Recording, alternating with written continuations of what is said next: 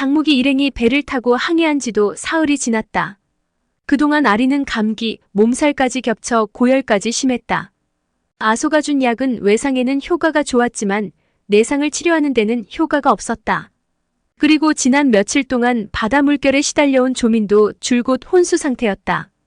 그러던 중 동쪽 수평선 너머로 자그마한 섬이 하나 보였다. 장무기는 선장더러 섬을 향해 가도록 지시했다.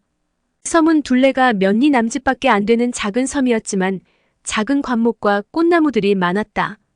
장무기는 주지학더러 아리와 조민을 돌봐달라고 부탁한 다음 풀밭을 뒤지며 약초를 찾아다녔다. 그러나 이 섬에서 자란 화초나 풀은 중원 땅의 것과 종류가 달라 대부분 이름조차 모르는 것들이었다. 그래도 다행스럽게 해질녘까지 헤매던 장무기는 약효가 있을 법한 풀 한 가지를 겨우 찾을 수 있었다. 장무기는 일행이 있는 곳으로 돌아와 약초를 바윗돌에 찧어 아리에게 먹였다. 다행히 조민은 이때쯤 스스로 깨어났다.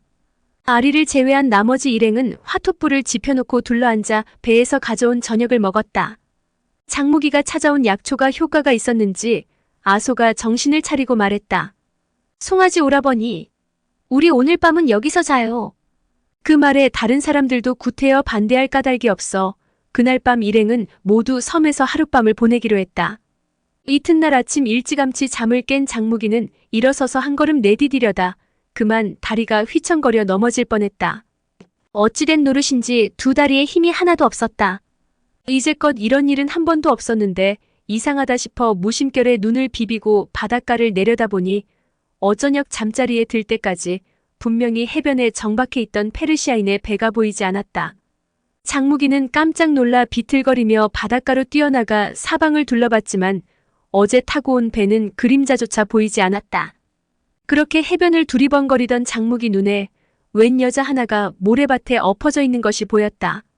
장무기는 얼른 그쪽으로 달려가 엎어져 있는 여자를 뒤집어 보았다. 그런데 그 사람은 놀랍게도 얼굴이 온통 피투성이가 되어버린 아리였다. 놀란 장무기가 아리를 외쳐 부르며 황급히 코끝에 손가락을 가져다 댔다. 다행히 숨은 끊기지 않았지만 호흡이 매우 약했다. 그리고 자세히 살펴보니 양뺨이 예리한 칼날에 베어 10여 군데나 찢겨 있었다. 그나마 다행인 것은 아침나절이 썰물 때라 바닷물이 쓸려나가고 얕은 모래바닥이 드러났기에 망정이지 그렇지 않았다면 지금쯤 꼼짝없이 익사했을 터였다. 그때 문득 장무기 머릿속에 다른 일행은 어찌 되었을까 하는 생각이 떠올랐다. 장무기는 아리에게 응급조치를 취하기 무섭게 얼른 아리를 업고 사손이 있는 곳으로 달려갔다. 다행히 사손은 단정한 자세로 누워 코까지 골아가며 단잠에 푹 빠져 있었다. 호흡이나 맥박도 이상 없는 것을 보니 마음이 놓였다. 그런데 무심결에 잠자리 주변을 돌아보니 있어야 할 도룡도와 의천검이 보이지 않았다. 조민과 주지학은 어젯밤 멀찌감치 떨어진 바위더미 뒤편에 잠자리를 잡았다. 장무기는 아리를 사손 옆에 내려놓고 허겁지겁 그녀들이 잠들어 있는 곳으로 달려가 봤다. 그런데 그곳에는 주지학만 잠들어 있을 뿐 조민의 모습은 그 어디에도 보이지 않았다. 장무기는 우선 주지학을 살펴보았다. 주지학은 머리카락이 절반 남짓 잘려나가고 왼쪽 귓불마저 한 모서리가 베인 채 아직도 피가 흘러나오고 있었다. 그러나 어찌된 일인지 귀에서 피가 흘러나오는데도 불구하고 무슨 좋은 꿈을 꾸는지 얼굴에 미소를 띤 채 깊이 잠들어 있었다. 장무기는 얼른 주지학을 소리쳐 깨우기 시작했다. 그러나 주지학은 장무기가 아무리 외쳐 불러도 일어날 줄 몰랐다.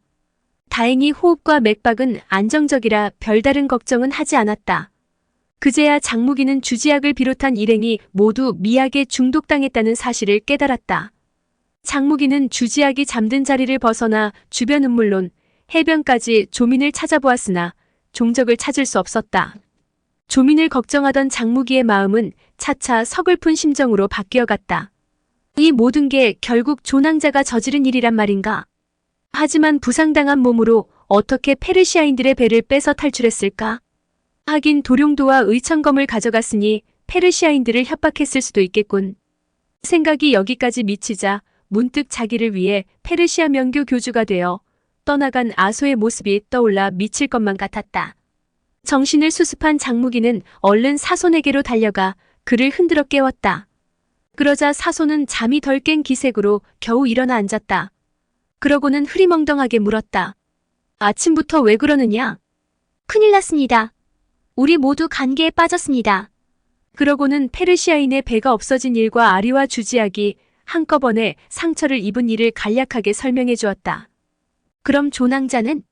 사손의 물음에 장무기는 암울한 말투로 대답했다. 그녀만 보이지 않습니다.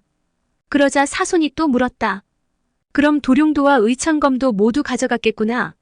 장무기는 풀이 죽은 기색으로 그런 것 같다고 대답했다. 장무기의 말을 들은 사손이 몸을 일으키는데 그 역시 두 다리가 휘청거리더니 도로 주저앉고 말았다. 그걸 보고 장무기가 숨을 한 모금 들이마신 다음 운기해 보았다.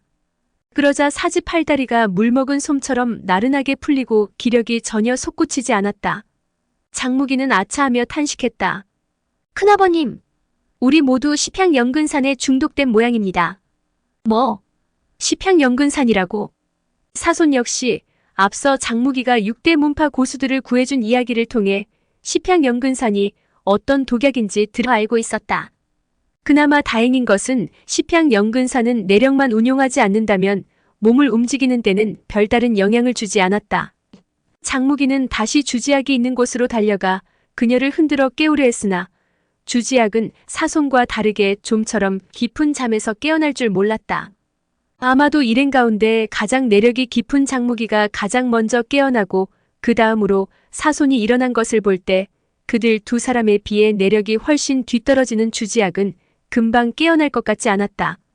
장무기는 하는 수 없이 주지악은 내버려두고 산기슭에 가서 지혈에 효과가 있을 법한 약초를 뜯어다 이빨로 잘게 씹어 아리의 얼굴에 붙여줬다.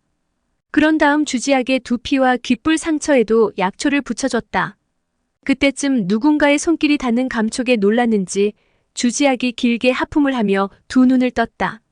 눈을 뜬 주지악은 장무기 손이 자기 귓불을 만지고 있는 걸 느끼고 깜짝 놀라 몸을 일으켰다.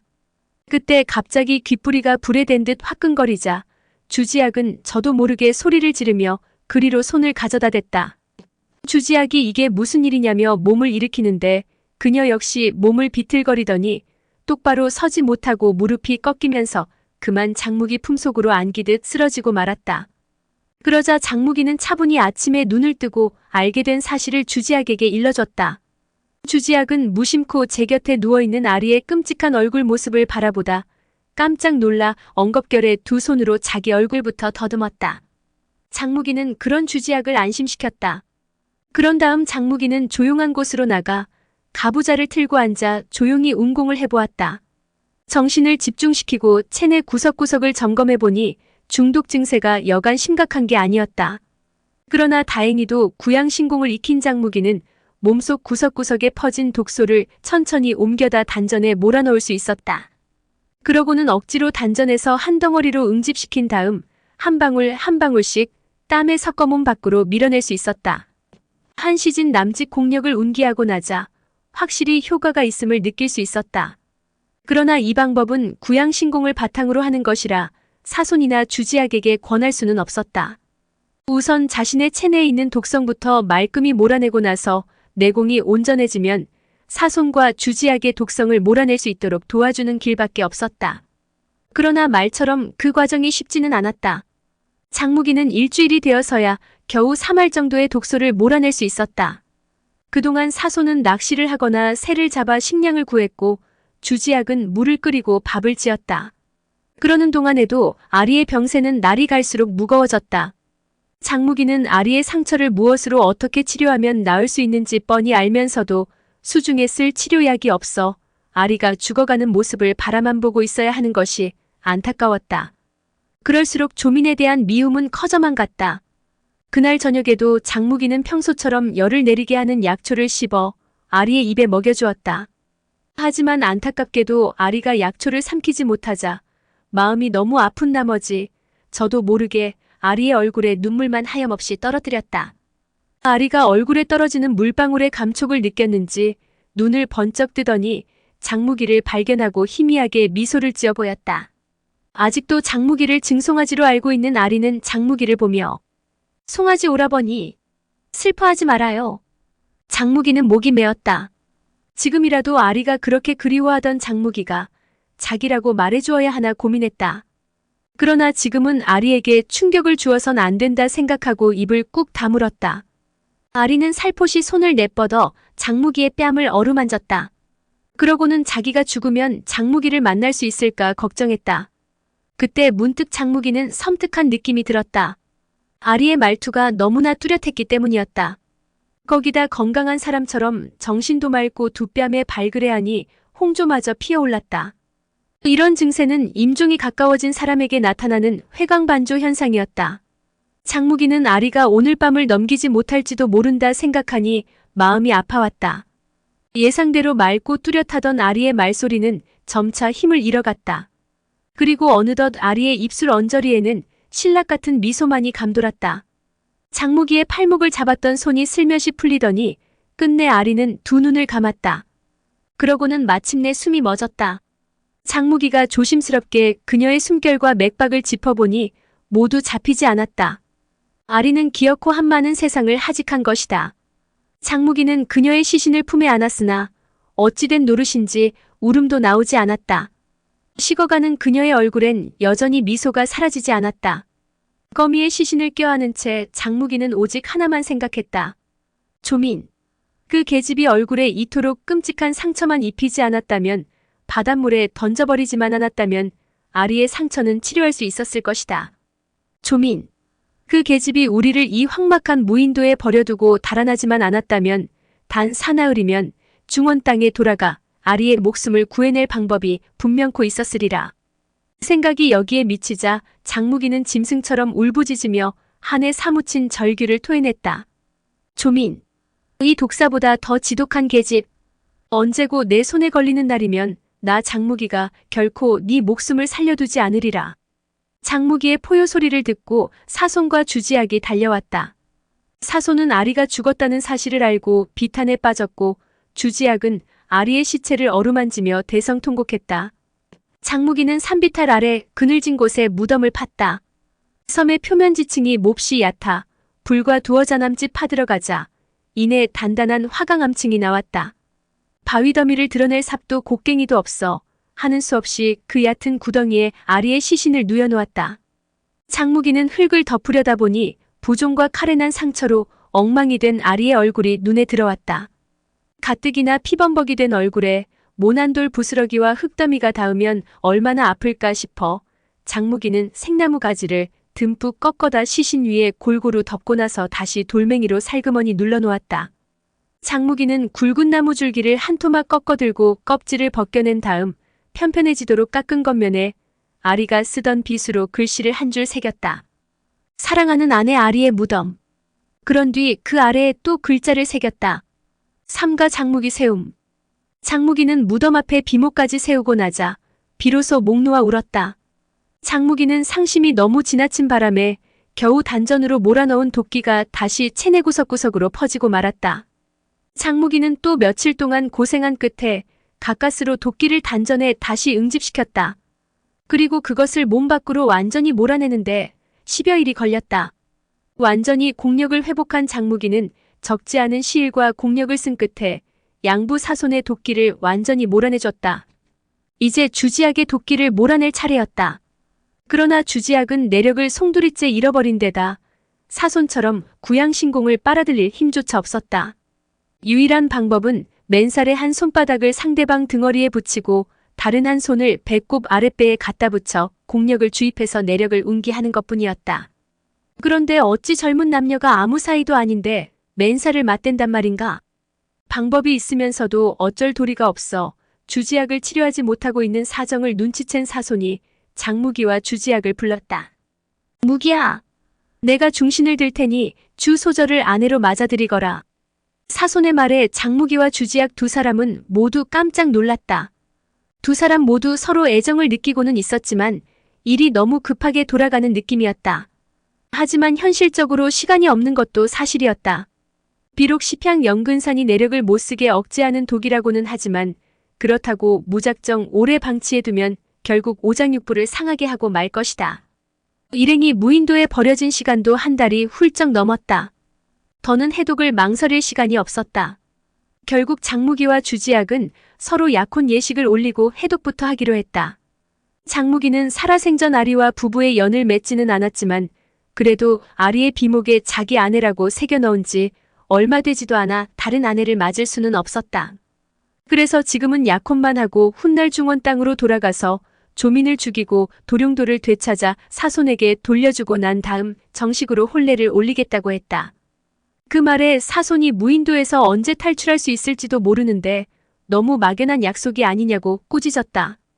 그러자 장무기는 3년 뒤에도 일행이 이 섬을 떠날 수 없으면 그때는 혼례를 올리겠다고 약속했다. 주지양 역시 그 뜻에 동의함으로써 두 사람은 약혼한 사이가 되었다.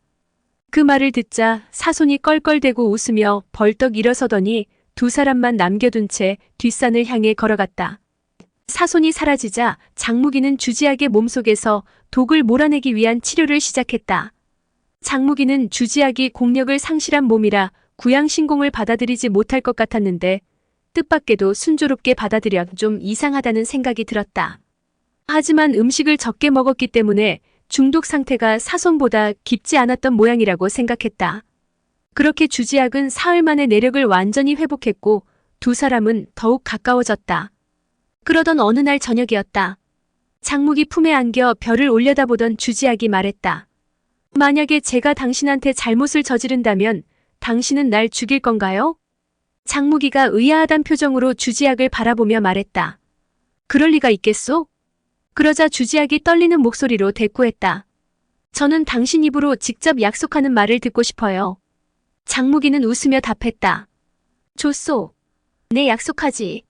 당신이 내게 무슨 잘못을 저질러도 그대에게 주는 내 마음 변하지 않을 것이오. 주지학이 그의 두 눈을 뚫어져라 응시했다.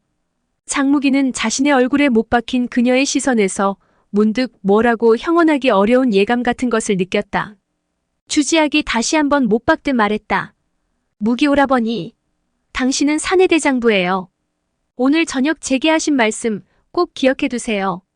그러고는 어두운 하늘 위에 갓 떠오른 초승달을 가리키면서 이렇게 덧붙였다. 저 하늘의 초승달이 우리 두 사람의 증인이 될 거예요. 앞으로 제가 당신께 무슨 일인가 잘못했다고 깨달으시더라도 그게 모두 당신을 사랑하기 때문인 줄로 알아주세요. 그러자 장무기가 웃으며 답했다. 나를 사랑하기 위해서라면 그대가 무슨 일을 저지르더라도 내 결코 원망하지 않을 거요. 그때 갑자기 산비탈 응달진곡 바위더미 뒤에서 웬 여자 목소리가 바람결에 흩날리듯 들려왔다. 이런, 송아지 오라버니, 정말인가요? 장무기는 소스라치게 놀라 자리를 박차고 벌떡 일어섰다. 목소리의 주인이 아무래도 아리인 듯 싶었다. 장무기는 소리가 들려온 쪽을 향해 외쳤다. 아리 동생, 당신이야? 뒤이어 주지학이 비명을 지르더니 장무기 품속으로 뛰어들며 귀신이라고 소리쳤다. 하지만 더 이상 아리의 목소리를 들을 수 없었다. 어느덧 시간은 몇 달이나 지나갔다. 무인도에서 지내는 동안 계절이 바뀌었다. 장무기는 오랜만에 꽃가지를 꺾어들고 아리의 무덤을 찾았다. 그런데 무덤 앞에 새겨놓았던 비목이 흙바닥에 쓰러져 있는 것을 발견했다. 장무기는 들짐승이 지나다 부딪혀서 쓰러졌나 하고 별 생각 없이 비목을 집어 제자리에 다시 단단히 세워 꽂았다. 장무기가 아리를 생각하며 상념에 빠져 있을 때 바다갈매기들이 유난히 시끄럽게 우는 소리가 들려왔다. 장무기는 소리나는 쪽으로 고개를 돌려보다 저도 모르게 벌떡 일어섰다. 베었다. 돛담배 한 척이 섬을 향해 다가오고 있었다. 장무기는 얼른 뛰어내려가 사손과 주지학에게 배가 오고 있다고 알렸다. 그렇게 반 시즌도 못 되어 배는 섬 바깥 바다에 닻을 내리고 정박했다. 그러더니 작은 종선 한 척이 해안을 바라고 노를 저어왔다. 세 사람은 서둘러 바닷가로 뛰어갔다. 그런데 이게 웬일인가? 작은 종선에 탄 사람들 복장이 모두 수군 복장이 아닌가? 잠깐 사이에 종선이 모래 여울목에 뱃머리를 대자 수군 5명이 무트로 올라왔다. 앞장서서 다가오던 수군 군관이 장무기를 발견하고 허리 굽혀 인사를 건넸다. 혹시 장무기 공자님 아니십니까? 장무기가 그렇다고 답하자 군관이 기뻐하며 말했다. 소관의 이름은 바수타이입니다. 소관은 장공자님과 사대엽 어른을 영접해 중원 땅으로 모시라는 명을 받들고 왔습니다. 이 말을 듣고 장무기는 고개를 갸우뚱했다. 방금 이 군관이 거론한 사람은 장무기와 사손 두 사람뿐 주지학과 아리의 이름은 없었던 것이다. 장무기가 바수타이에게 물었다. 귀관께서는 어느 분의 명을 받들고 오셨소? 그러자 바수타이는 자기가 아는 대로 말해줬다.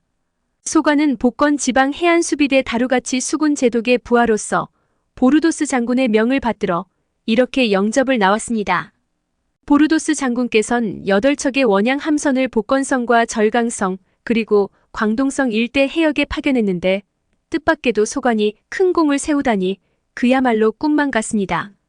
바수타이가 말하는 투로 보건대 장무기 일행을 찾아낸 수색대는 아마도 진급과 큰 포상금을 받는 모양이었다. 그러나 장무기는 보르도스란 장군의 이름조차 들어본 적이 없었다. 일행 모두가 예상하듯 아마도 조민이 보낸 것이 분명했다. 그때 사손이 바수타이에게 말했다. 바수타이 장군, 우리가 저 동굴에 있는 휴대물품을 챙겨와서 배에 오를 테니 여기서 잠시만 기다려주시겠소? 그러자 바수타이는 웃으며 그렇게 하겠다고 했다. 사손은 장무기와 주지학의 손을 잡고 산등성이 뒤로 돌아갔다. 그러고는 바수타이 일행이 듣지 않는 곳에 다다르자 두 사람에게 말했다. 조민이 갑작스레 수색선을 보내 우릴 찾는 걸 보니 뭔가 음모를 꾸미고 있는 게 틀림없다. 하지만 일단 무인도를 탈출해서 중원 땅으로 돌아가려면 저들의 배를 탈 수밖에 없다. 그러니 우리가 저장해둔 말린 생선과 과일을 챙겨가고 물도 우리가 준비한 것만 마셔야 한다. 절대 배에서 주는 음식은 먹고 마셔선 안 된다. 내 짐작으로는 저 배에 조민이 타고 있지는 않을 듯 싶으나 저들이 가자는 대로 가서도 안 된다. 그렇게 일행은 사손의 뜻에 따라 물품을 준비해 배에 올랐다. 배에 오른 장무기는 선실과 선창 안팎을 구석구석 살펴보았으나 다행히 큰 위험은 없을 듯했다. 배에 탄 사람들도 보통의 수군일 뿐 모두 무공을 익히지 않은 듯 싶었다. 그제야 일행은 다소 마음이 놓였다. 이윽고 닷줄이 감기고 도폭이 펼쳐지자 범선은 무인도를 뒤로하고 외해로 빠져나갔다. 배가 해안에서 수백 척 거리 바깥으로 벗어났을 때 사손이 장무기에게 눈짓으로 신호를 보냈다. 그러자 장무기가 재빨리 바수타이의 오른팔을 꺾고 그의 허리춤에 차고 있던 칼을 뽑아 목을 겨눴다. 깜짝 놀란 바수타이가 겁에 질려 왜 이러냐고 물었다. 내 명령만 잘 들으면 죽이지 않겠다. 우선 키를 동쪽으로 돌리라고 해라. 그러자 바수타이가 겁에 질린 목소리로 키자비에게 동쪽으로 키를 돌리라고 명령했다. 다행히 무공을 모르는 수군들은 장무기 일행이 위력을 과시하기 위해 보여준 무공의 위력에 기가 질려 명령에 잘 따랐다. 그렇게 닷새 동안 동쪽을 향해 항해하던 배는 다시 북쪽으로 방향을 틀었다. 그리고 북쪽을 향해 20여 일을 더 항해한 끝에 그들은 비로소 중원 땅에 회항할 수 있었다. 이날 정오 무렵 서북방 수평선 위에 마침내 육지가 나타났다. 오랜 항해에 지칠 대로 지친 몽골 수병들은 흙냄새를 맡고 미칠 듯이 환호성을 질렀다. 해질녘 거대한 범선은 해안에 닻을 내렸다. 온통 바위투성이인데다 수심이 아주 깊어 곧바로 해안에 정박할 수 있었다. 사손이 장무기에게 말했다. 무기야, 네가 먼저 올라가서 여기가 어딘지 살펴보려무나. 그러자 장무기는 몸을 날려 해안에 상륙했다. 그러나 장무기가 상륙한 곳은 온통 바위와 울창한 숲만 있을 뿐 사방을 둘러봐도 인가를 찾을 수 없었다. 더 나가봤자 마찬가지일 듯 싶어 장무기는 다시 배가 정박한 곳으로 돌아갔다. 거의 해변에 다다를 무렵 장무기는 바람결에 실려오는 처절한 비명을 들었다. 그 소리는 바로 범선에서 들려오고 있었다. 장무기는 가슴이 철렁 내려앉아 쏜살같이 배를 향해 달려갔다. 훌쩍 뱃머리에 뛰어오르고 보니 갑판 여기저기에 함께 타고 왔던 수군들 시체가 어지러이 널려 있었다. 그들은 단 한 사람도 남김없이 떼죽음을 당했다. 갑판 위에 멀쩡하게 서 있는 사람은 사손과 주지학 둘뿐이었다. 장무기가 사손에게 다가가 물었다. 큰아버님, 지학, 무사하십니까? 적은 어디로 갔습니까? 그러자 사손이 고개를 갸우뚱하며 되물었다. 적이라니? 어떤 놈들 말이냐? 그 말에 어리둥절해진 장무기가 이 수군들은 어찌된 일이냐고 물었다. 그러자 사손이 대수롭지 않다는 듯 말했다. 나하고 지학 둘이서 죽였다. 그 말을 듣고 아무 말 없는 장무기에게 사손이 말했다. 왜 그러느냐? 의들을 죽여서 입을 막은 수단이 너무 잔혹하다고 생각하는 것이냐? 사손이 혀를 찼다. 도량이 작으면 군자가 아니요. 독한 신보를 품지 않으면 사내대장부가 못 된다고 했다. 내가 적을 해치지 않으면 적이 나를 해치게 마련이다. 그러고는 배에다 불을 질러서 태워버리라고 명했다. 그러자 주지학이 망설임 없이 사손의 명대로 행했다. 장무기도 하는 수 없이 사손의 명대로 행했다. 그렇게 세 사람은 범선에 불을 지르고 제각기 무트로 뛰어내렸다. 선체가 워낙 큰 탓에 배는 한밤중이 될 때까지 타고 나서야 마침내 연기와 불꽃을 흩날리며 기우뚱하니 바닷물 속으로 가라앉았다. 오늘의 영상은 여기까지입니다. 영상이 도움이 되셨다면 구독과 좋아요, 알람 설정 부탁드립니다. 시청해주셔서 감사합니다.